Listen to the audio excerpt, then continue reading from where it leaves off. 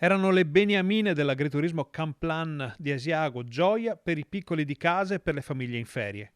Ma anche loro sono finite sotto i denti dei lupi e delle due caprette non è rimasto che qualche brandello nella corte, assieme alle impronte di tanti selvatici e a tanta rabbia per chi si è trovato di fronte a questo scempio.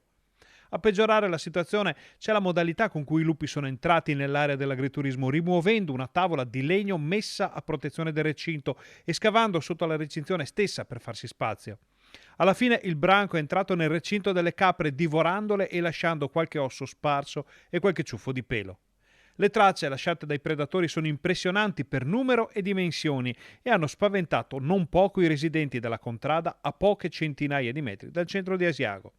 Nei giorni scorsi i selvatici sono stati avvistati in molte zone dell'altopiano dei 7 comuni, anche molto vicine alle case, e altre predazioni e danni di animali domestici e da cortile sono state segnalate dal comprensorio.